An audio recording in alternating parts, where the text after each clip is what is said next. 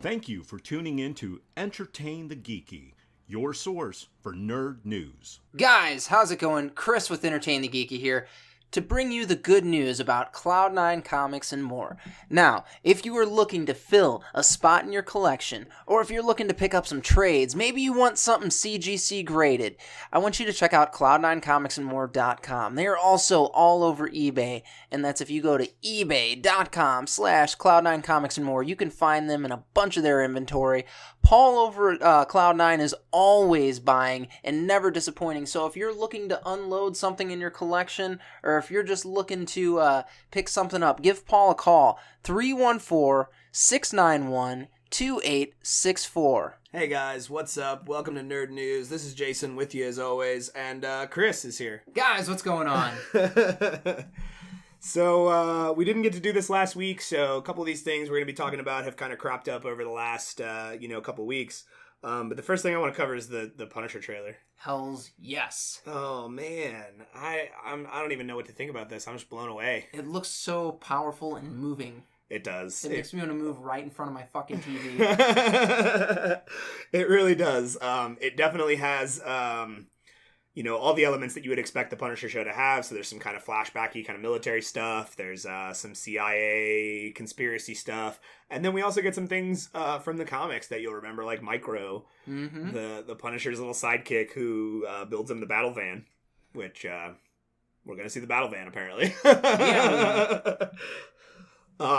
And obviously, sets up, I guess, a crime boss type character that is part of the conspiracy and stuff. There is one shot of a building or a room exploding and a guy's walking toward the camera, and he's kind of like a very handsome guy. Like he's got a little goatee and a mustache, and he looks very handsome. Well put together and all that. Yeah. He's a good looking dude, and so people are speculating that this is Jigsaw, the character from the Punisher comics, who was I'm pretty sure he was like a male model type guy in the comics, and his father was a mob boss, and he didn't really need the mob boss thing because he's a model and he's going around the world and he's making lots of money.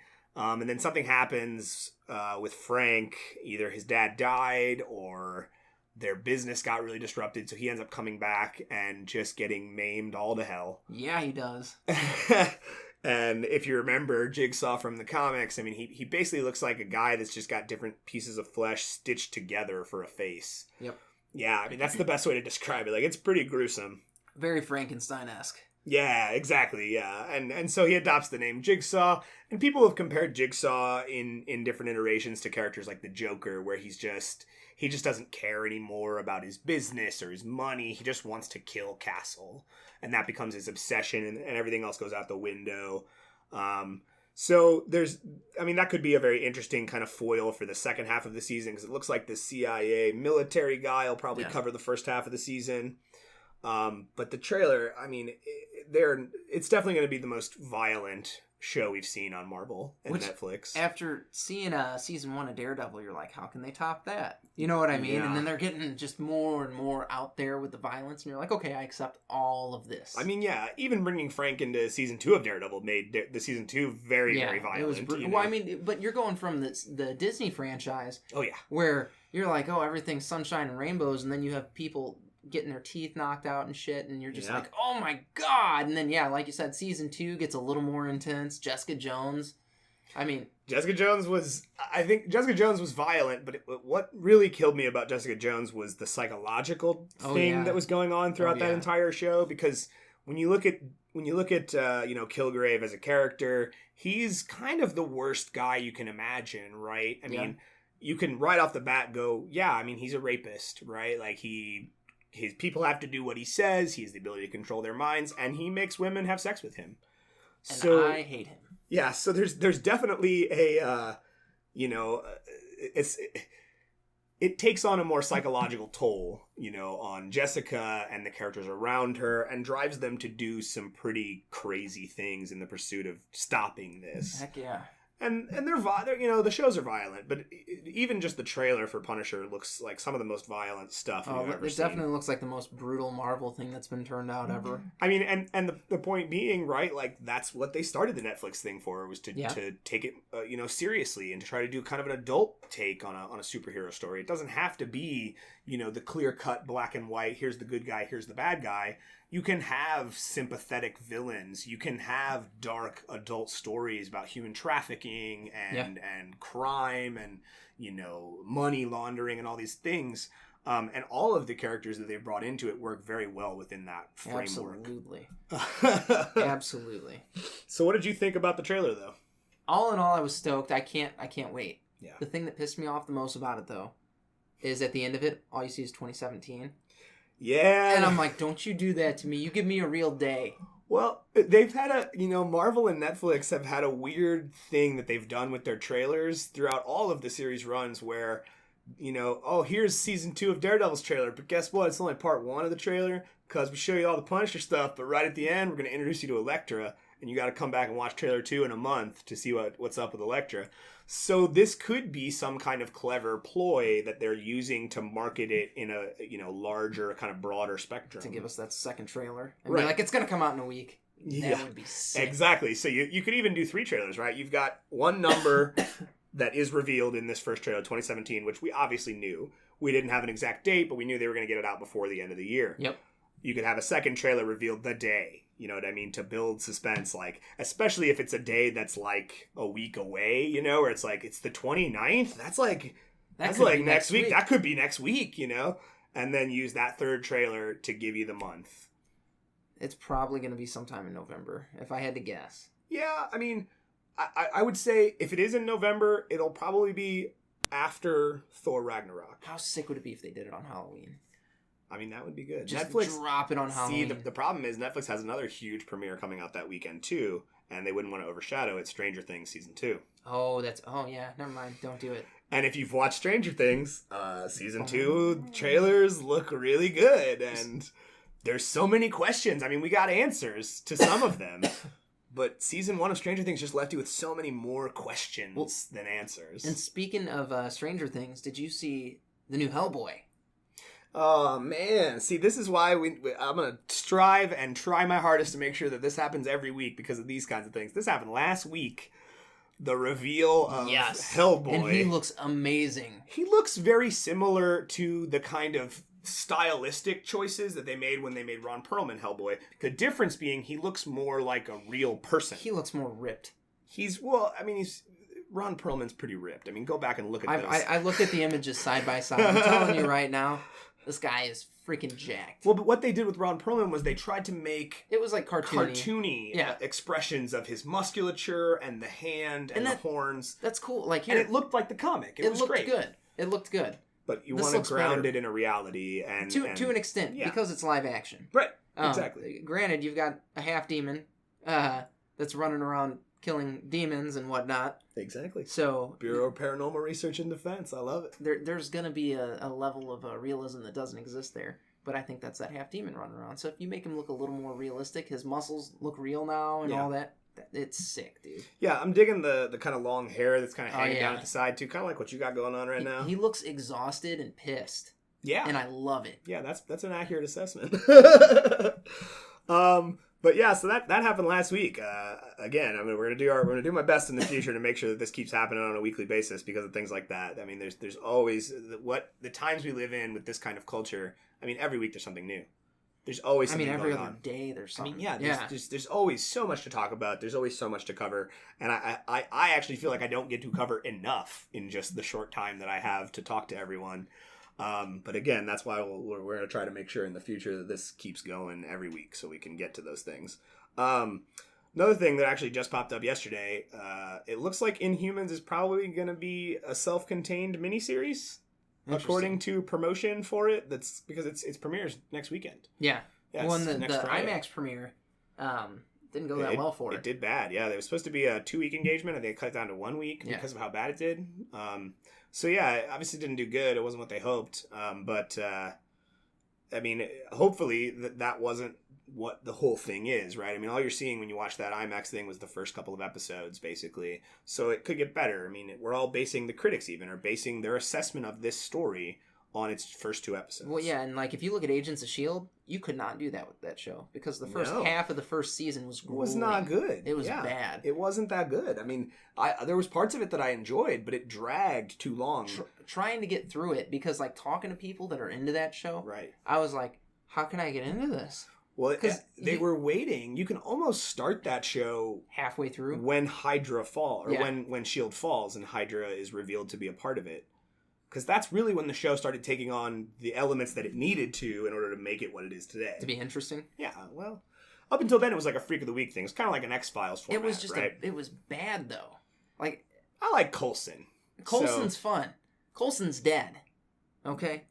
Joss said he was dead. I mean, Joss did say he was dead, but Marvel said he's not, and we're gonna have to defer to them because it's their universe. They're mistaken. That's why he's not been back in the movies though. Because Joss Whedon said it, and everybody's like, "Yeah, we're gonna respect what the King of Nerds says." I don't know. Oh, it's a thing. I think we won, even maybe soon in Avengers: Infinity War or its sequel. I think Coulson will be in one of those films. Not. I really think he's gonna keep him out of those movies. No, I don't. I think it's too big at this point. Like everybody's got to be involved. You know, they're not gonna have Daredevil there. Well, that's because Marvel's TV and movie divisions hate each other. But whatever. They need to get over that. Like now, they used to hate Sony.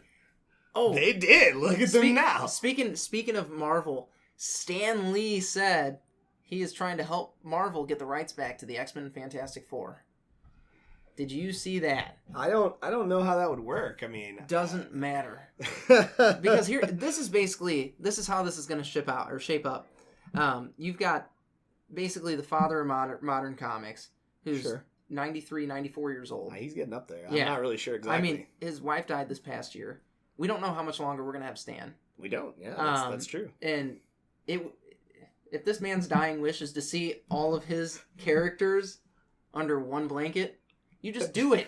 Okay, but at that point, would it not be just doing it because you feel bad because he's an old man? Do it. I mean, I don't care. It's Stan Lee. If he tells you to do something, you just do it. I agree with that, right? If George Washington showed up and was like, hey, you need to go drink from that river because that's what freedom is, you would go drink from that river. I mean, probably. I would stick my face in the Mississippi and just start slurping if that's what George Washington told me to do. Oh, man. Knowing what I know about the Mississippi, doesn't matter. George Washington. Stan Lee, by the way, 94 years old. Yeah. He was born on December 28th, 1922. That's ridiculous. Yeah. That guy's been alive way too long. I like having him here. I do too. I think we all do. I'm not denying that it's good to have Stan the Man cameos around. Well, they already filmed like 6 of them. I know. And are just going to insert them into films to come. James Gunn was stoked to get to do them too. Because James Gunn is the one that got to do all of them. James Gunn and Joe Russo. Oh yeah, Joe Russo was part of it too. Yeah. But they were super excited to get to do the Stan cameos. Oh yeah. And it doesn't even matter. That's the great thing, right? Like the way it works within the framework of the film, all you really have to do is find a way to insert the already shot clip into a scene in your film. Yeah. That's actually way easier than trying to write into the script a part for him. Well, they could just take Stan, put him in a janitor outfit on a green screen, have him using a broom, and they could literally change it for every film and just have him shrug or something. Oh well. Yeah. And then that's it. I mean, I love that that there is that much respect for the man. They want to make sure that even if he were to pass away, that we would still feel his presence within these films. Absolutely. I don't think he has the power or the clout to change Fox's mind. If Fox wasn't making so much money, then yes, I guarantee you he'd be able to change their minds. But Fox has got so many good things coming down the pipeline. Deadpool 2.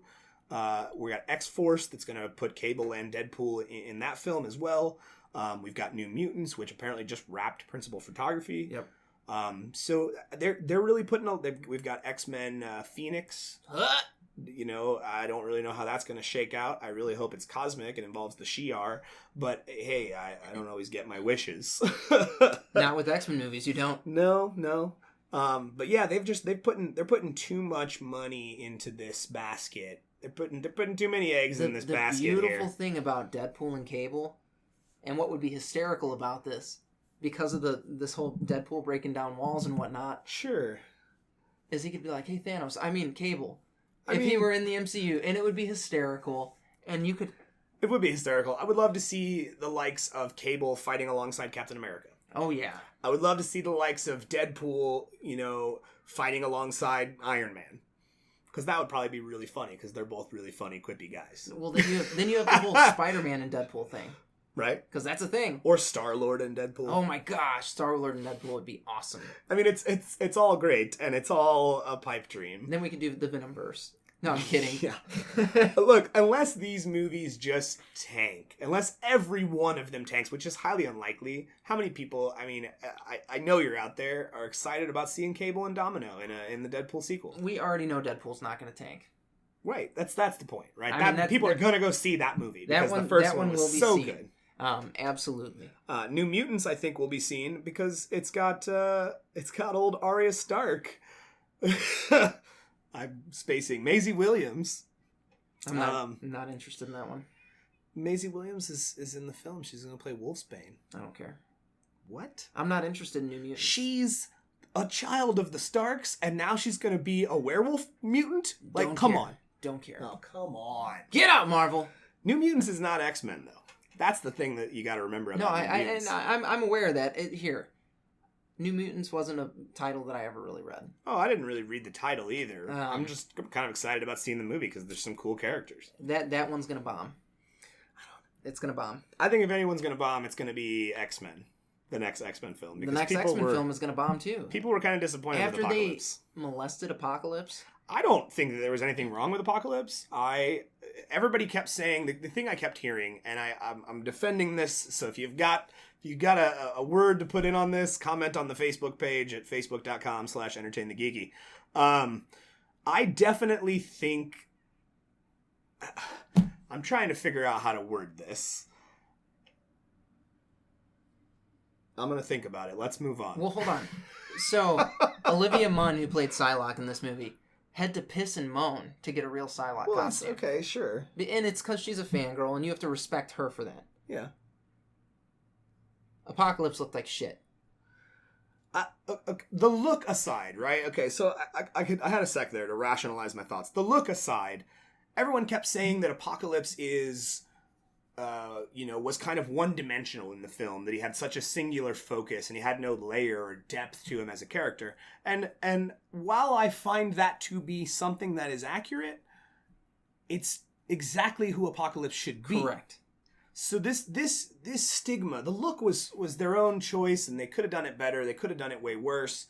It is what it is. I don't know, man. I saw concept art. Well, some of the concept art did look pretty good. It looked amazing. But is it practical, right? That's what you have to figure out. Absolutely. You can look at a drawing and say, wow, that's a really good drawing of Iron Man. You got to practically apply that to a real person in the third dimension. No, the company that actually did their prosthetics and everything showed a couple of the mock-ups that they did for Apocalypse, and they had one that was more comic classic. Yeah. It flat out looked better. Now, you don't have to do that as prosthetics. Like, you could do some and then CG the rest. I mean, Sure. Look, Thanos. And I'll bet you everything on Thanos is CG. I think they just put those little dots on his face, and they're like, yeah, that's where your face is, Josh. Okay. Thanos is absolutely going to be CG. So, whatever. Do it as a CG. I'm cool with that. Make him look right. I want this 8-foot tall, 500-pound monster. Yeah. I mean, I expect Thanos, just based on the scale we've seen him at in other films, I expect Thanos will be what you would consider a giant. No, Thanos will. I'm talking about with Apocalypse, though. He was weak. He was like 5'7", weighed 148 pounds. We did get to see him go giant in Professor Xavier's brain. Oh, yeah, that was cute.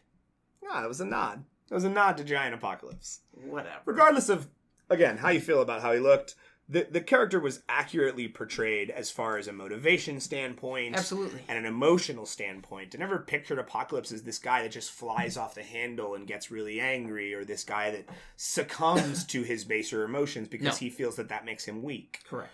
So the kind of Oscar Isaac's kind of drab, serious performance that he delivers, I think fits well within who Apocalypse has been in comics for a long time. And that's fair. Apocalypse wasn't the only problem with that movie, though. I don't know. I don't know. You don't that movie. Don't even pretend. I don't like it as much as I like Days of Future Past and First Class. In fact, I think that they go in that order. I think First Class is the best of this new generation that they've done. Days of Future Past is second, and Apocalypse is third. Now, that is kind of... That's not a good track record, right? Because what that could mean is that Phoenix will be not a good movie. Or it could mean that we might get a change for Phoenix. We might see them try to bring in a new director that's not Bryan Singer. Like that's the problem I think they keep putting themselves into, right? Because Matthew Vaughn did First Class, and First Class was exceptional. It was a good movie. It's a really well done movie. It was fun. It was engaging. It didn't hold your hand the whole time. Good X-Men movie. Yeah, it was a good X-Men movie. And again, then we went to Days of Future Past, and Bryan Singer had to come back, and then he had to bring in his whole first generation of X-Men to show this is my thing still, and I own the X-Men. Right. So, and then we had Apocalypse, which he also directed and is by far the weakest of the three. So I just really think that they need to distance themselves from Bryan Singer. I think they need to bring in a fresh take. Heck, even bring Matthew Vaughn back. So in any case, we went on a rant there about X-Men. Yes, we did. What else you got? I do have, this actually just happened a couple of days ago, but the announcement came down that Damon Lindelof and HBO are moving forward with Watchmen. And they gave us this sweet little logo with an H, a B, and then that nice little button. Yeah, and then they also, Damon Lindelof tweeted out the cover of like issue 6 or 7 of Watchmen, which is just a little, it's a statue, basically. He's got like a replica of it, but it's a statue that was presented to Hollis Mason when he retired, the first Night Owl. So there was, there's definitely the implication with the button and the statue. We're moving forward. Whether that means it's just going to be a mini series and going to try to adapt each comic into an episode, which would be awesome. It would be awesome. I think with HBO, I think what they're looking for is something that can be ongoing. They're looking for the next Game of Thrones, for sure. I think they have plenty of shows that pull the same kind of crowd, that pull the same numbers. Westworld is huge. Westworld's big. Game of Thrones is... Game of Thrones is big. It's the bee's knees right now. But it's going to be over. But guess what? That's not going to hurt HBO in the long run, right? They're doing good. Shows like Westworld, I've not seen it, but I've heard The Young Pope is a very good show, a very interesting show to watch. And several other shows that haven't watched in a long time, like The Sopranos and... other shows that through their streaming service have now opened the door for people to pay them, continue paying them every month just to watch their stuff. So I don't think that they're going to be hurting, but I am curious as to what Watchmen will be, whether or not they, like I said, try to do it as a miniseries that just adapts comics, or try to bring in some kind of broader look at it, or maybe stretch out some moments from the comics and give us more, story about what's going on. Well, what's crazy is the Watchmen movie, I guess it was 07, 08, did it well. See, I didn't think so. It wasn't perfect. I think the movie was very overrated. It was overrated, for sure. I think a lot of people were like, oh my god, this Watchmen's so good. It's just like, it's not a good movie. It doesn't work as a movie. It followed things well, though. But it didn't, though. That's the thing that really got me. Everyone says, oh, it's so perfect, and it adapts the comic well. I'm just like, it doesn't adapt the comic well. There are bits and pieces that they stray. Don't get me wrong. There are huge plot points that are strayed from for that film. Okay. That are integral from a comic perspective because of the larger narrative that he's doing throughout the entire 12-issue series.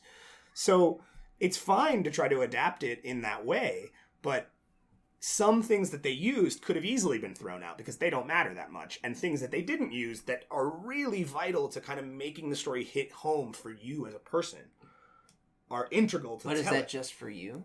No, that's for everybody, man. Okay. That is one of the most emotional journeys you will ever go on reading a comic book. That story is so good. Yeah, it's right. Everybody owns Watchmen. Yeah. If you don't own Watchmen, you should own Watchmen. I did not own a copy of it. And and I remember I was working at the shop, and I was like, I just have to buy a copy of this. Right. It has to be done. Yeah, no, I get it. I'm definitely a fan of most of Alan Moore's stuff. Oh yeah, yeah. He's just a very prolific kind of he's got his finger on the pulse kind of writer. You know? For sure. Now he's kind of slipped in later years here because he's kind of losing his mind. I think a little bit. You get to a point where I think you're for lack of a better way to put this, up your own ass. And yeah, I mean, sure. I think he might be there a little bit. Yeah, I mean, he's actually got. There's actually video of him on the internet talking about how, you know, everything about Cthulhu and the old Lovecraftian things is present in our society, and you need to understand that this is a problem. We gotta fix it. Oh, it's just like, what are you talking about, dude? You're talking about a work of science fiction as if it's real. Like, come on. Don't be a Scientologist. Maybe he's messing with people. Maybe he's messing with people. He's like, let's see what the internet has to say about this. I mean, he could be trolling us all, and that would be expertly funny, but I think he's such a curmudgeon-y old man at this point that he's just telling you exactly what he's felt his whole life, but he's never expressed. Because he was a writer, and he was sought after. People wanted him to write their stories. You know, people read his books and his comics, and they get adapted to film. Yeah, and he hated it. He hates when his stories get adapted to film. Hated V for Vendetta. Absolutely despised Watchmen. I love V for Vendetta. Yeah. V for Vendetta was good. That's a good flick. It wasn't the comic, also. No, it wasn't. But it was a good flick. This is the problem, right? All of Alan Moore's comics are better adapted to a TV series format. Because they're so layered. With the exception of one. Oh, the Killing Joke. I don't even want to talk about that. Let's not go down that dark road. And if you've not gone down that dark road out there, I suggest that you do not. You can. You can. Hold on. You can. You don't watch the first 20 minutes. Okay. And then that is fair. That is a fair argument. Then you're good. To skip over the part that is not the Killing Joke. But let's be honest with ourselves. While they went a long way to capturing Brian Bolland's art style in the animation, that doesn't really work well for animation, Brian Bolland's art style. It makes the animation look flat and cheap.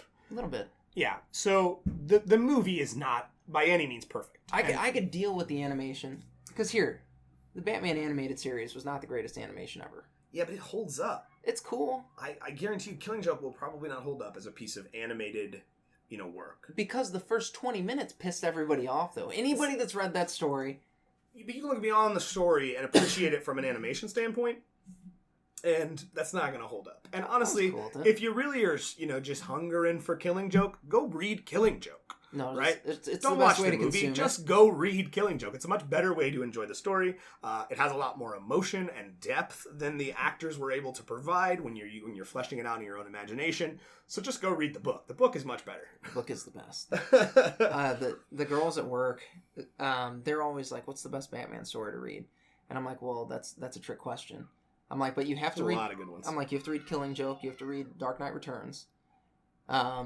And those are my two go-tos. I'm like, Year one. Year one's good. But I always tell them to go to those two first. I'm like, first of all, go do Killing Joke. It's short, it's cheap, yeah, and it's awesome. Yeah, it's a good story.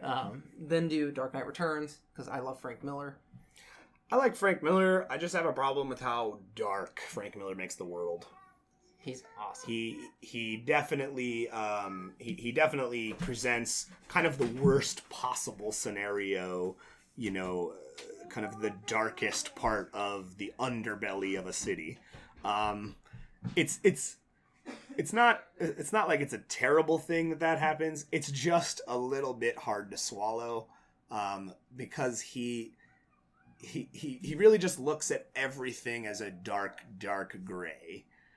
And so what that ends up showing is that there's people within the city, watching the news and hearing about what's going on with Batman or what's going on with the mutants or all of these things that are going on within the Dark Knight Returns as a story. And everybody is just so angry and self-centered.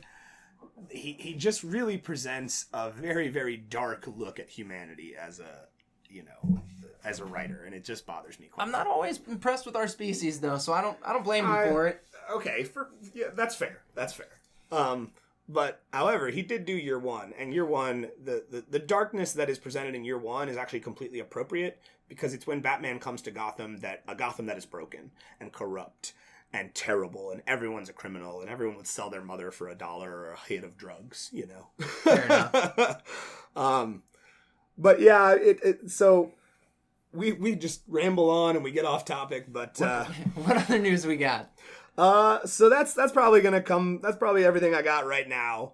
There's always plenty more to talk about. I would say we'll talk about Dark Knight's Metal, but we'll talk about that next week.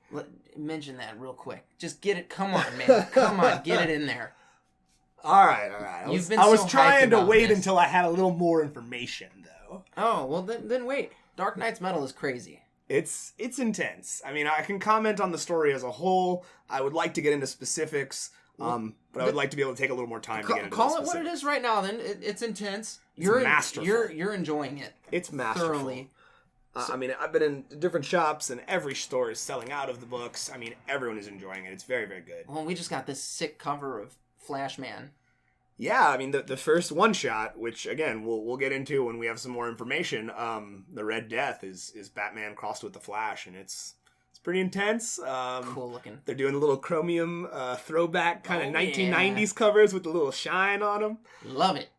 So there's definitely a lot to look forward to, and we'll have plenty of time to talk about this because I'm not kidding when I say, but from here until the end of the year, every week we're going to have a new Batman book. Not a new Batman book, but a new part of the Dark Knight's Metal story. Absolutely. Whether it's a one-shot or an actual numbered issue of the miniseries or another book kind of tying into what's going on.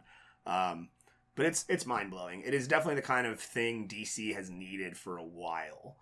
Even coming into Rebirth, which has been just a really, really fun kind of new take on a classic DC universe. Still acknowledging that New 52 exists, but we're going to work toward understanding why that was and what it actually meant for our heroes in the universe. But they've definitely needed something big, because one of the best things DC's always done is the big crossover events. Marvel actually fails most of the time when it comes to crossover events. Horribly. Their track record is not good. 1 in every 6 or 7 are good crossovers, and that's not good odds. Sometimes they'll have them start well. They always start well. And then that's the thing about Marvel crossovers. Yeah. You read the first couple issues and you're like, yeah. It's strong coming out the gate. And then it's just, man. Oh my god. What was the one that I was super disappointed with a couple of years ago? The one with Red Onslaught. What was that called? Oh, Axis. Axis. Yeah, Axis. Avengers and X-Men. Garbage. I think that story... Some stories can be bad stories, but what they do for the universe as a whole is great. And I think that was one of those examples, right? That story wasn't a very good story, but the impact that it left was great and was felt for a while with characters that used to be good and now they're evil, or characters that were evil and now they're good. It was a very interesting kind of cross-section of what good and evil mean. But DC's always thrived with the crossovers. And even coming into Rebirth, they've needed some big event to show that they still know how to do it. That they still can wow you with a big crossover event and make you want to read every issue that's tying into it. Which is hard on the wallet sometimes, I mean, you're enjoying the story so much when you see, here's how Nightwing's dealing with it. Well, you want to buy that book and you want to see what happened to Nightwing during this time. You know what I mean? So there's definitely, a lot riding on whether or not this story can cement, kind of resubmit DC as a power player, because New 52 left a lot of people disappointed. It left a bitter taste in a lot of mouths. It really did. And I, you know what? Jason didn't care. I liked some of the stuff that New 52 had to offer. There it is. I didn't like everything, and I liked less of it than I disliked. But it did have some shining moments, and it's honestly what built Dark Knight's Metal, right? Snyder and Capullo's run on Batman 1 through 52, or 0, I guess, through 52. Yeah. Is what it was the foundation for what this story is. So it is essential reading. If you're reading Dark Knight's Metal and you're enjoying it as much as I am, and you'd like to know more, or you'd like to see how some of these events that you're reading happened to Batman in the past to lead him to this moment played out, that's all you got to read. You just pick up the New 52 Batman run, and you will know what's up. You will understand all the pieces. Not to mention read some of what I think is some of the best Batman stories I've ever read. Definitely the 2 Joker stories are fantastic, which are Death of the Family and Endgame. Endgame. Yeah. We even had Commissioner Gordon take over as Batman for a while and wear like a big bat mech suit with the full support of the police department and the SWAT teams of Gotham behind him. And it was great. Everybody thought that was going to be really silly. And I admit, I was on that bandwagon of thinking it was going to be really silly because the designs for the costume looked silly. But that turned out to be some of the best Commissioner Gordon stuff. And when you think of good stories that have involved Commissioner Gordon, like, Bruce Wayne Wanted, Bruce Wayne Murderer, the stories where Commissioner Gordon is the lead character and Bruce Wayne is a suspect. Yeah. Right? Year one, our introduction to Commissioner Gordon, or Lieutenant Gordon as he was at the time, was great. Was kind of a great look into this man and who he is and his values and his morals. And that was the time he was Batman was no exception. I mean, it was just a really well kind of grounded story about a normal man trying to live up to a legacy because they thought Batman was dead. Yeah. Right? Like, they thought he had died fighting the Joker, and technically he did. But the Dionysium brought him back to life. He's fine. Yeah, it's like it's this. Batman. It's basically a chemical that's found in, like, Lazarus pits. Ra's al Ghul keeps coming back to life. That's, like, his shtick. It's basically, he's Batman. Yeah. And Joker came back to life, too. I didn't die because I'm Batman.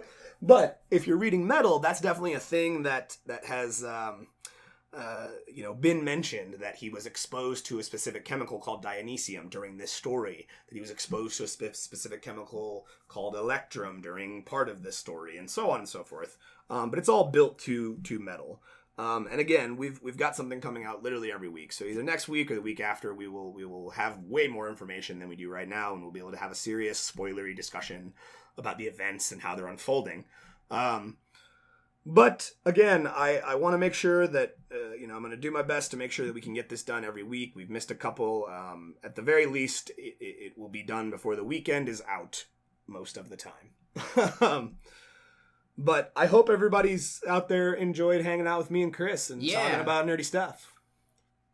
Did you enjoy yourself? I had a good time, man. I love coming on to Nerd News with you. It's a blast. We tend to ramble, I think. Well, yeah, because you get excited about the stuff that you're talking about. Yeah. So it's only natural.